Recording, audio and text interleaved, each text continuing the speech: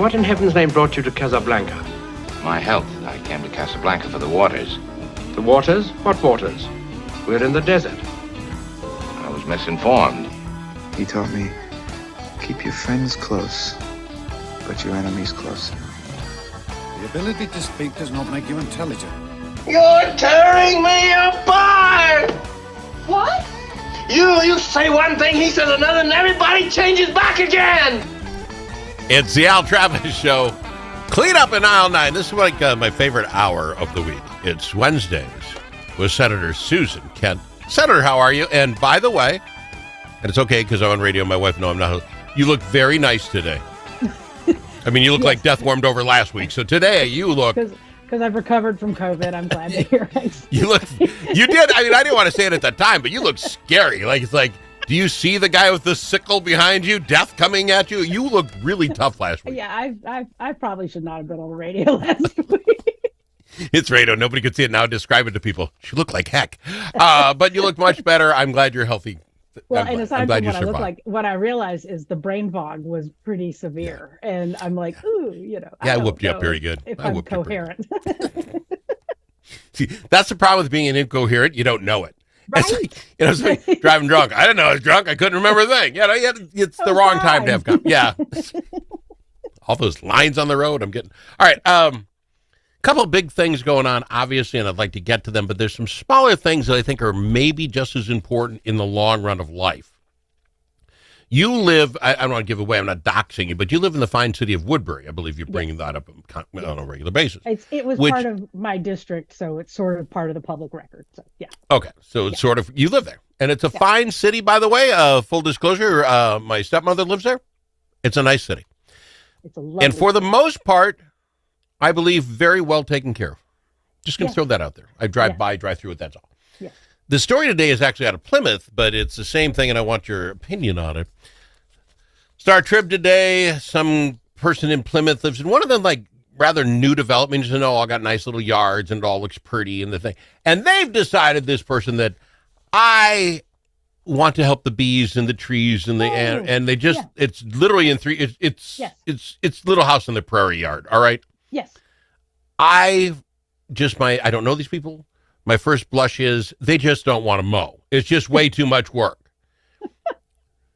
I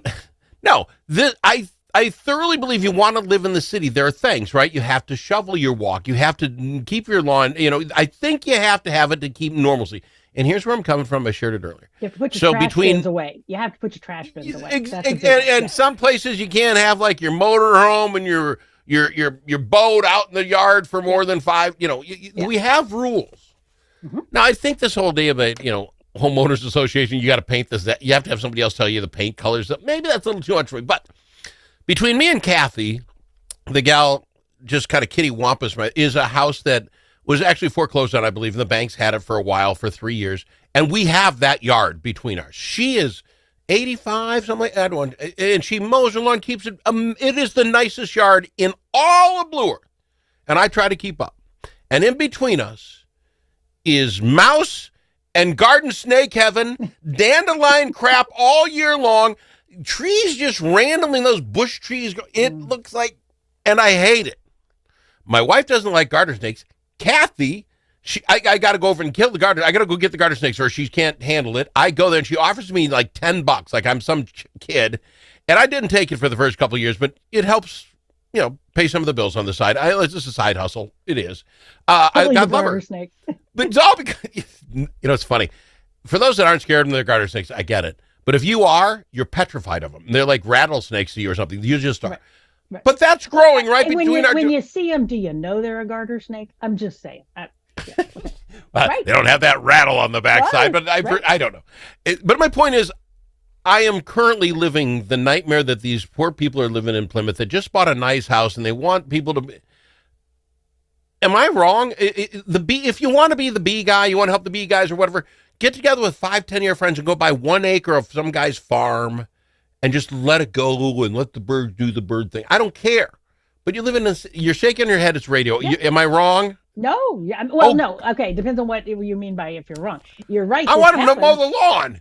Well, so that this is a thing, and I have been party to conversations about these things, and like I know here in Woodbury, I don't know the specifics of it, so nobody quote me on it if this is the case, but like I know people in my neighborhood who've done that, and they have converted to a prairie style yard. But you can't just not maintain it. You can't just like say, oh, all done, I'm out. You actually have to manage it, and it can't be full of weeds. It has to be, the right kinds of grasses and plants and flowering plants and all that sort of stuff. So it's not a get out of lawn mowing jail free card. Well, it kind of is, because if you're really going to do it right, then you have to allow them in the city to have, I don't know, a buffalo, a cow, something to eat it up and keep it, like it would be in the prairie. It's like they don't have in the buckthorn. Yeah. Thank you. Yeah. They don't allow that, I presume, in the city. They don't allow me having goats in my city.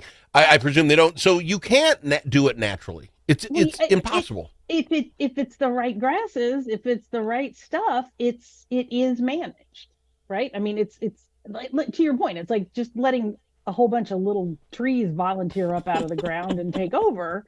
That's just not okay. So like I said, I don't know the details. I don't know what exactly is required, but I do know that if you are going to not have a traditional lawn, because I mean, like here in Woodbury, there are rules. Like if your grass gets above a certain thing, you could hear from some city people saying, you got to mow your yard, And I'm interested because like what you're talking about, and obviously, I've lived here since the Great Recession when there were a number of foreclosures.